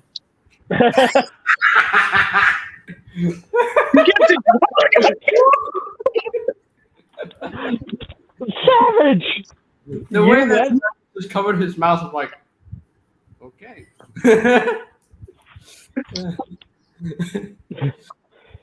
Savage. Well, he laughed. Hey, No, I was going to say, Savage, no Stephen He jokes, please. JJ, JJ, buddy, look at me, look at me. Look at me. Just so you know, it's weird. JJ, look at me. Other way. Look at me. Up, We will up. force initiation on you if you keep that up. Trust me, he will. And the thing is, I'm talking from experience, he will.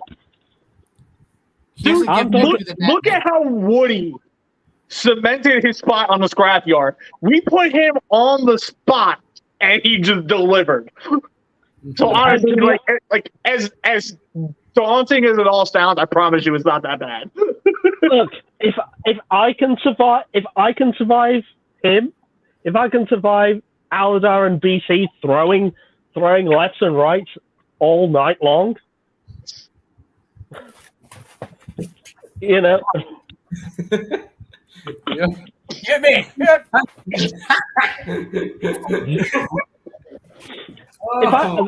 That's all I'm saying, JJ. You know, if I can survive it, so can you. I mean, I'm 22, so yeah, I can.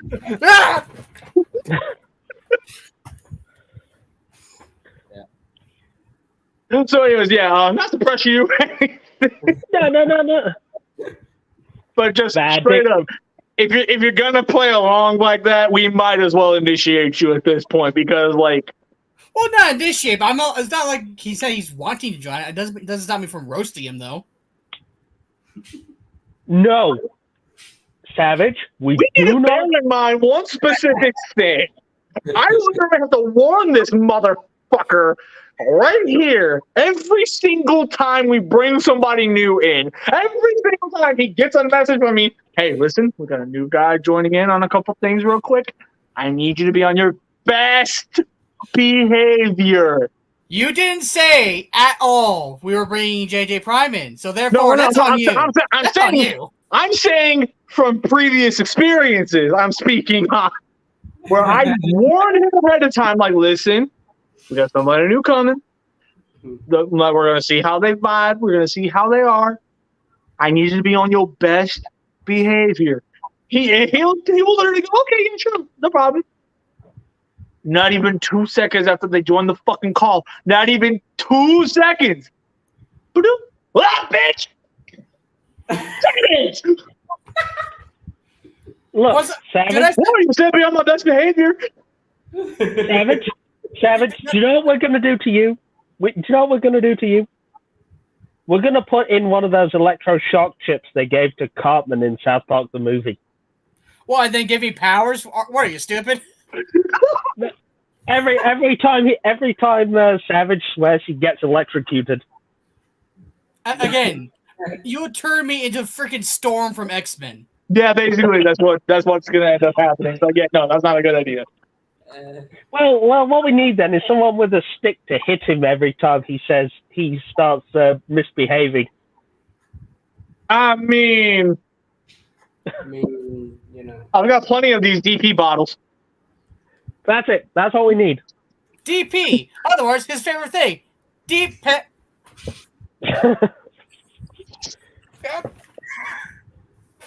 And that's the other thing. How is that animated Prowl Legacy figure? I'm dying to know. I really want to buy that.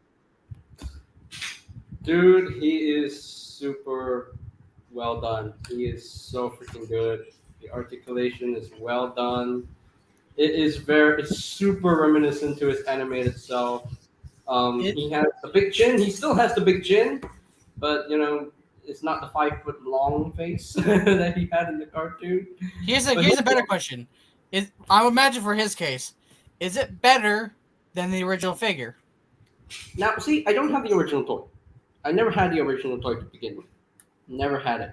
This is my first animated prop and my only one, because I was only 6 years old when the animated line came out, and couldn't buy anything back then. I was going to say, Savage. I was going to say, Savage. He's a baby. Stop abusing the children.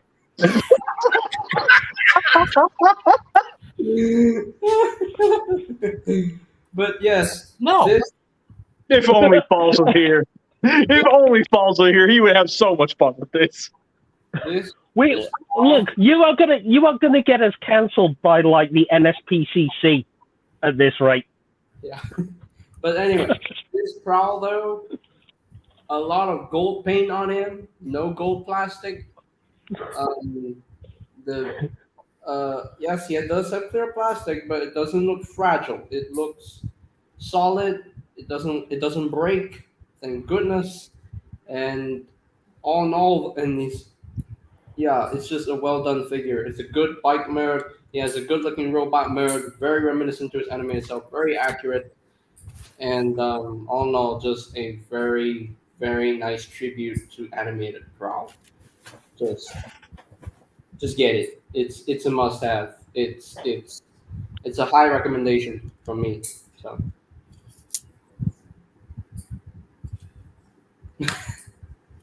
are you poking each other with bottles now? Yep.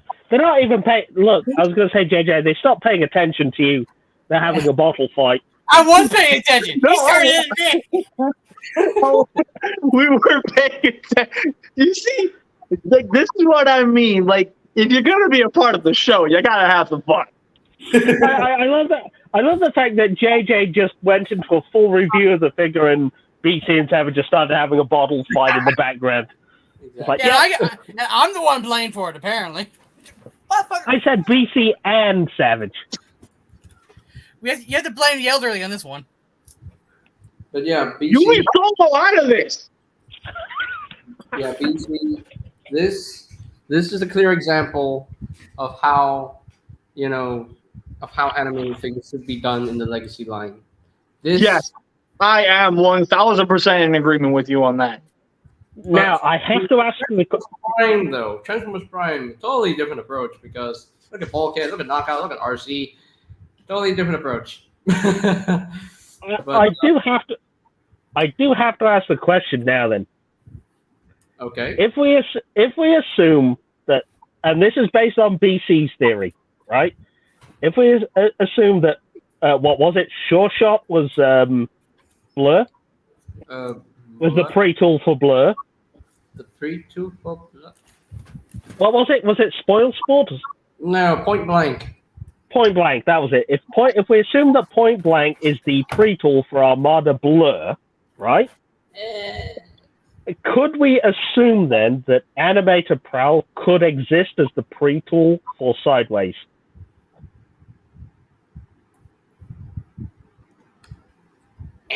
No. No. No. Because last time in one of our episodes we looked at the way Point Blank was done, jiggled it around, and we said that, you know what, this could be retooled into Armada Blur. So it kind of looks like a knock the fuck out of BC. It does look like. I mean, he does have the shoulder game going on. I mean, those shoulder pads. Yeah, the gigantic pads. Oh, stay with you in a minute, JJ.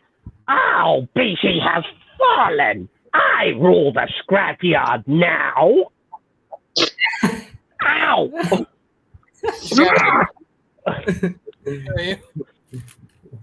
Anyway, so you were by saying the way, about there the was shoulders. a voice recording that dropped right at your feet the moment you did that. Zap light speed. What the fuck is your...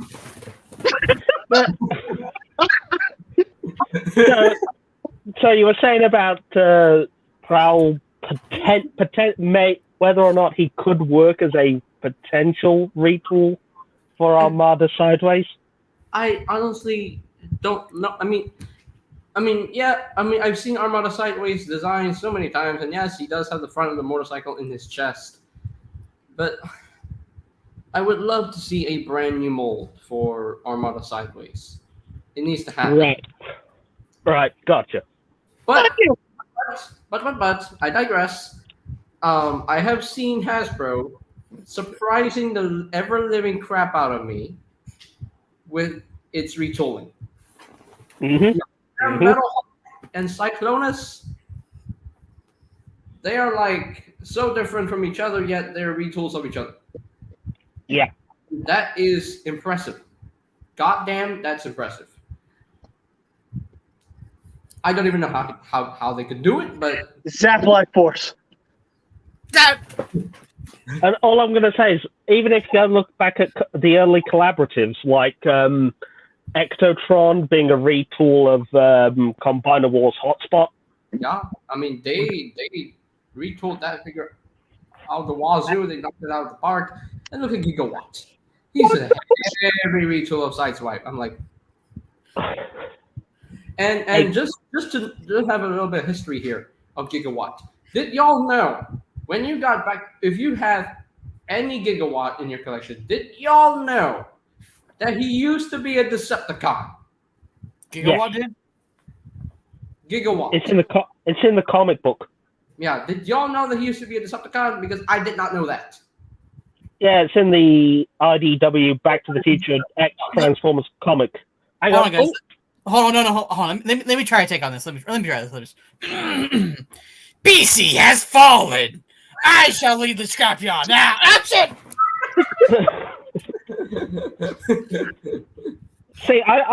I just do it in the G1 Starscream style voice, and I think that's what just works. Yeah, see how quickly you got the shit knocked out of you for that. I gotta try this one, right? I do the ow, BC has fallen. I rule the Scrapyard now. Ow! Mercy, BC! Mercy, BC, please! Mercy! You're lying, Woody! Or you're stupid! I'm stupid! Also, you're trying really hard today. Feeling bored? So, Feeling bold today, are we? so. God! No. All right. Savage? That's it. Oh, Hold him up. Nope. Put him up, Savage. We're going to show him how it's done.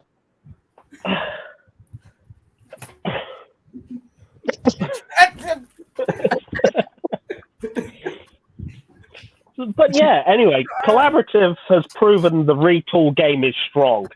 Finish him! Mm-hmm. Yeah, I mean, and then look at Dracula's. Yeah, which was Mind Wipe. Which was Titan's Return Mind Wipe. Yeah, Mind Wipe. Retool. I mean, there was. The Ultimate Expanse, which is a retool of ROTF Jetflyer. Yeah, that. Yeah, that was well done. I didn't even get that figure. I wanted that figure just because I love Marvel and X-Men. So.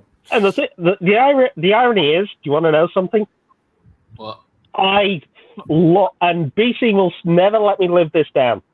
He won't. I lost out on the gamble with Expanse. Ooh. So BC stole it from you. Wow. No. It gets worse than that. I was the guy that, because I live in the UK and because of distribution and stuff like that, it can be a gamble with toys, with Transformers toys. It can go one way or another, right? Yeah. You know, I could buy a Ultimate Expanse for $80, brand new retail, and then it either increments in value or it loses. I bought Expanse for full price retail. Okay. Guess what? What? It dropped right down to $29.99.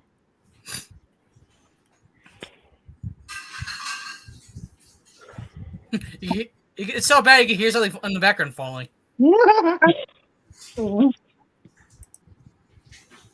It gets even worse. JJ. I did it. It happened to me twice in a row. Didn't I actually end up telling you, watch, the next time you bring this up, it's going to be something I specifically said would happen. Do you know what the other set was that I paid full price for, but now is next to nothing? Wow. Tyrannicon Rex JP93. I paid full price, $109.99 when it first dropped.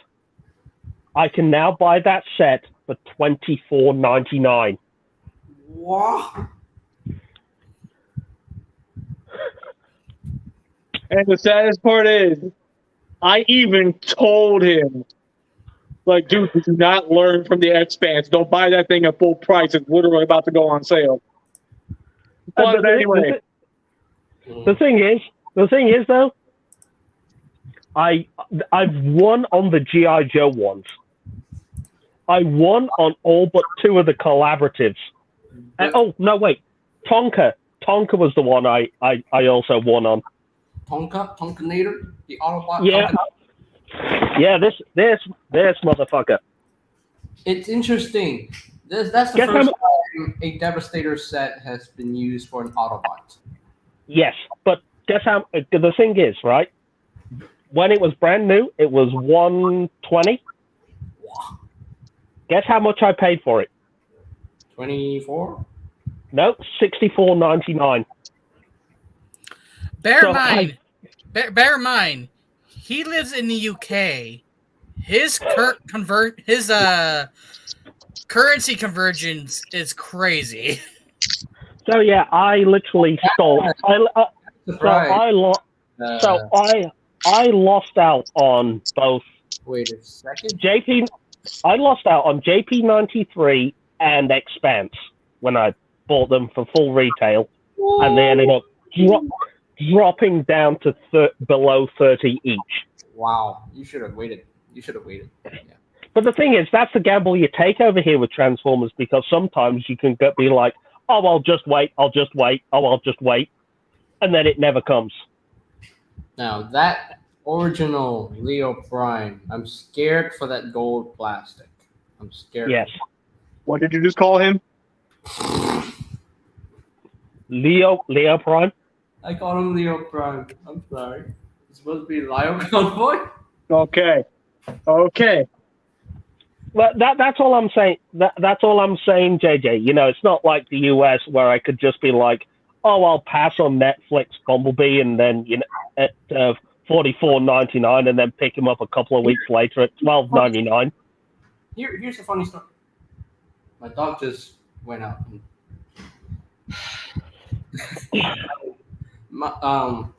So here's the funny story about Netflix Bumblebee. When it was first announced in 2020, I believe it's 2020, because Earthrise is 2020. I wanted that figure. I really wanted that figure when it first came out.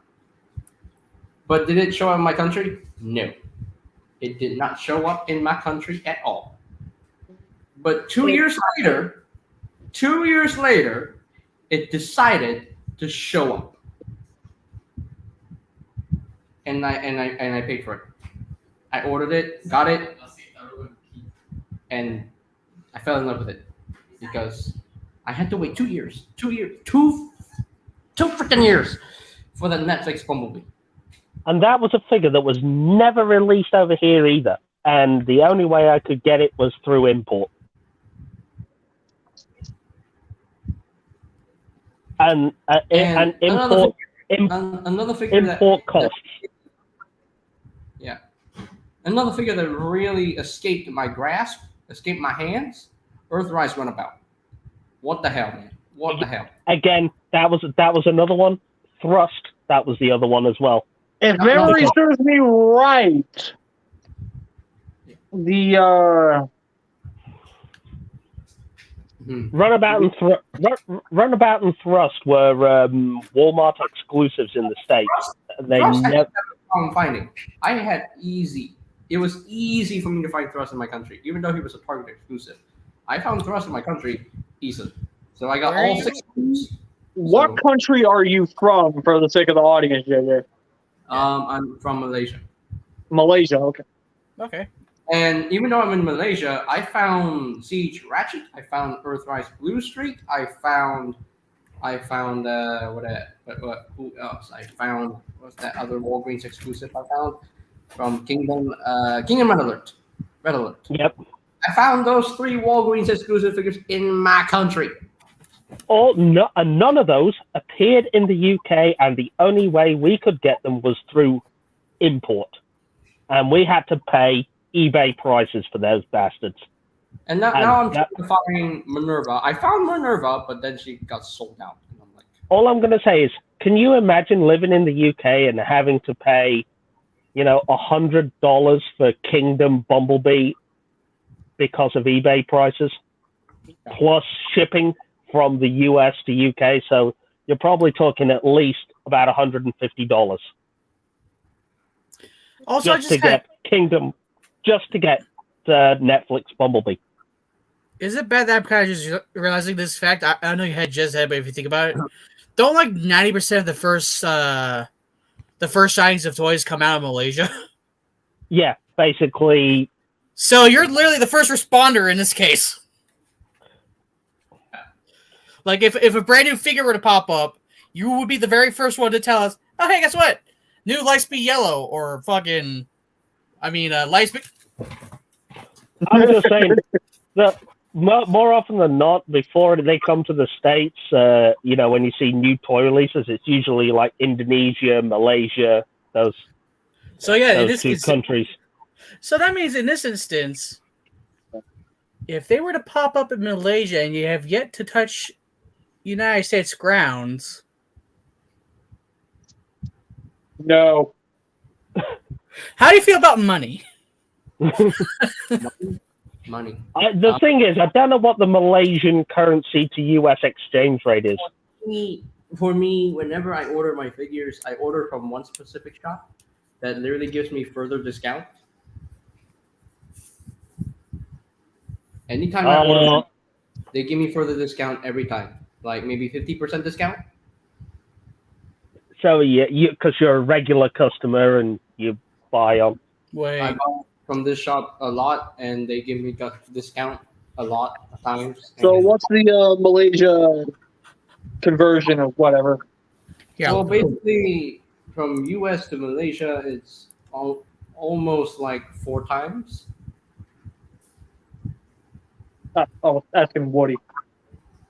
I don't know what the US to Malaysian currency is. I got it.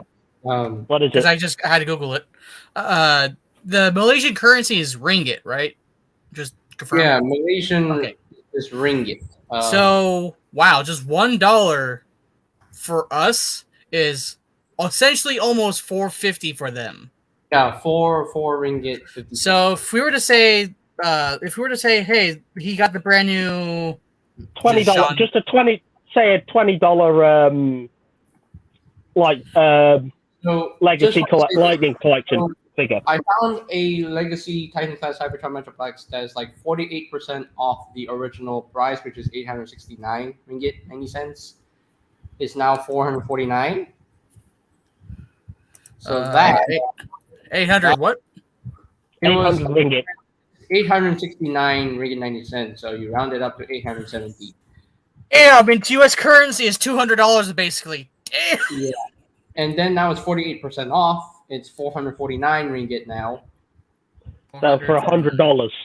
$100. So about about 100 ringgit 10 cents. Still, damn.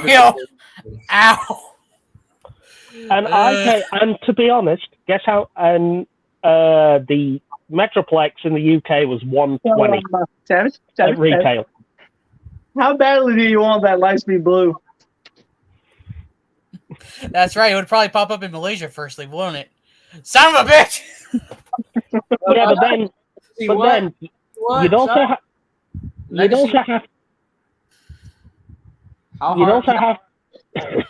Okay. You shut up. You talk.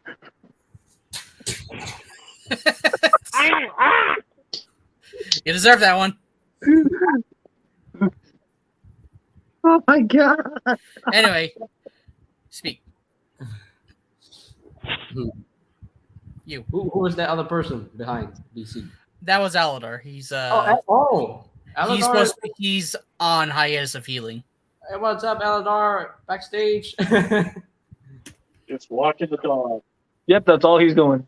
You're just doing the chores for BC. So Excuse That's me, his. this is That's my his dog. That dog he's walking is actually Aladar's That's dog. his dog. That's his responsibility. Bean is oh, it's his Bean. dog? Okay, there's two dogs. Okay, hold on. Let me explain simply. There's two dogs there. He was walking his own dog. No, Bean is what I not was going BC's responsibility. yeah, what I was going to say before JJ is the other thing you'd have to factor in, Savage, is postage shipping costs from Malaysia to the United States and shipping time. Mm-hmm. Yeah. So it may.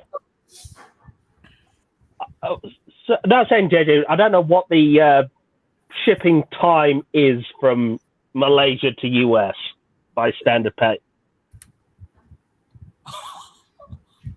What? Oh no, it's not me. Or he didn't switch it because you hit me. You may want to look to your that direction. To your right. Oh no! No, look to your right. Look to your right, my friend. It's not Woody you're worried about. Ow! Stop hitting me! Stop hitting me! Hey, JJ.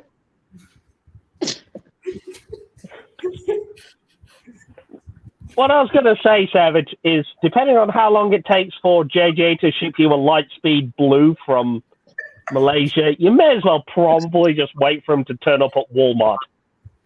Yeah, but at the same time, at least if I were to get it from him, he will at least let me know, like, hey, the quality of this figure is actually in this figure and it's actually pretty good. He's the very first responder. He will let everyone else in the world know if this figure is crap or not. Oh, also, I'm going to say, 5-pound bag of Skittles.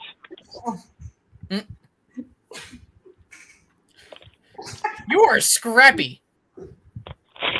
Down. Round BC wins. I'm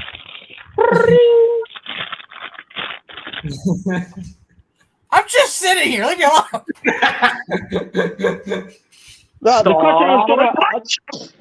The question I was going to ask JJ before he got into a fist fight with BC is, what is the average shipping time for, say, a normal package Transformers Deluxe from Malaysia to US? If you send any off. I don't really know because I usually order my figures from the country itself, so I get free shipping. So yeah. Okay, free shipping. No, I just wondered whether it take 3 weeks, a month, 6 weeks. So Legacy, a Netflix Elite one. I got that from Transaren 38. It was a gift from him to me because I wanted to get Netflix Elite 1, so he found it for me and he gave it to me. So I gave him my address, so that he can send it to me, send it to my house, and also he's the one who paid shipping and everything. I didn't have to pay anything. It was like a free gift for me. So, yeah. Also, the reason why I bring this up is because BC, you're going to hate this so much, it's going to make you extra angry now because if you have to rethink of this. Remember the time. I'm sure you remember the time. Of Lightning Collection Silver Ranger. Single release. All the spotting in Malaysia. If you had known of him at the time, you would have gotten your if you guys had come into agreement, of course, I'm just saying. You would have gotten your in-space silver way sooner than later. I'm just saying. Oh, let me just say, the reason why I'm bringing this up is because he doesn't know. During when we're major Lightning Collection figures, or Lightning Collection figure collectors, and that was one of his bane to existent figures to find, because they were just missing, sold out, whatever. But we kept hearing that there was connections or appearances of them in Malaysia. So therefore, I'm just saying, if he had known you and you guys, I would imagine you guys become very best friends and you had to talked out like a little money trade deal, he would have gotten his figure way sooner wherever he went. Oh, he gone. He gone. I was going to say, Savage, you know what? He's on the way to Montana now just to give you an personalized ass kicking. Oh, I know. I'm just saying, the fact that now we know of this, and now that if there's a certain agreement we can all talk about later on if we ever want something from Malaysia, it will piss him right the fuck off. And speaking of being pissed, hi. He's not even paying attention to you, Savage. He's not paying attention to you. Oh no, he's paying attention to me. He's looking right at me. I can feel it in my soul. He's gonna punch. Oh! He's gonna show some muscle there. He's gonna show some punching muscle there. Oh no, that's not punching muscle. He's ready to just break me. Out. He's going to break me like Bane to the bat. He's going to break you like no. Yeah. Stop it! Stop it! Stop it! Stop it! Okay, stop I'm it! sending you to Jesus. Stop! We told you, Savage, do not poke the BC. Do not break him. Don't break him. Well, I was going to say, BC, break him. I don't care. I get his job if you break him. The fuck you do?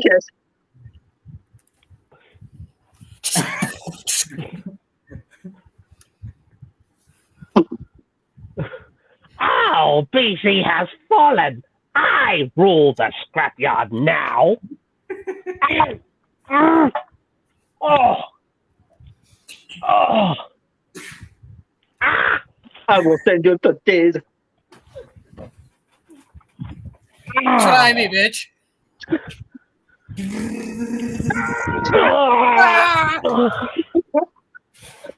So, anyways, so is there anything else you guys want to bring up before we officially bring all this to a close? I got something I should bring up. I got something. If you people in the audience want to share your opinion on what was just discussed on this very episode, or maybe if you want to talk about possibly next week's episode, bring up some points and ideas, and you have nowhere really to contact us, or if you don't feel like Facebook or Instagram is good enough for that, might I recommend you the Scrapyard Community Discord. We welcome all kinds of people into the server, and we are more than welcome to hear your opinion. We will be welcomed in the server, where we will not shit on your opinions, hardly, and we are willing to have a welcomely, happy-hearted discussion with you. So, if you wish to join the Scrapyard community on Discord, there will be a link to such thing in the comment section below, because I just realized last week that apparently live chat starts blocking links, so I guess that makes fucking sense. Oops. Oopsies. You know how many episodes I've been saying that in the live chat? You know how many fucking episodes? Well over 50. Yeah. Are we really? I was going to say, are we really 150 episodes in? The title says 59, not 150. Yeah, we're at 59. I know. I've been saying this for over 50 episodes. No, not 150. Because I almost have bound it. I never said 150. Yeah, over 50. Wow. I never said 150. Okay, I misheard you. That was. Our ears. So anyway, no, put your fisticuffs down for 2 seconds before you get forced into initiation. I was going to say, look, stop beating up the third in command, please. I mean, that is kind of that's my job. That's our job. That's our job to beat up the third. No, please don't hit me. Looks like JJ is trying to square up right now. I mean, hey, you on round 2? You come on up. I'm like, no, don't hit me. Don't hit me. Don't hit me. Do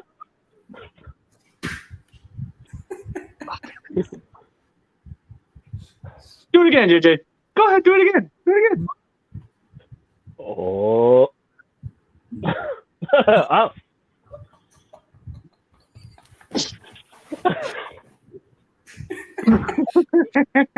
Anyways, so that is pretty much the end of the episode. I don't know how these usually go, but simply just say later. you basically, simply just say in our own ways. I'm whatever username you go by, and then that's it. Before we wrap up, can I just say one last thing? I just want to say thank you and give JJ a round of applause for joining us at not short notice, but being a good sport on tonight's episode as a guest. With all that said, I hope you guys enjoyed the episode. We enjoyed making it. And for all intents and purposes, everybody, just be easy. I'm BC. I'm the Savage. I'm Solo. I've been JJ. We'll catch you guys next week. Thank you very much for listening and good night.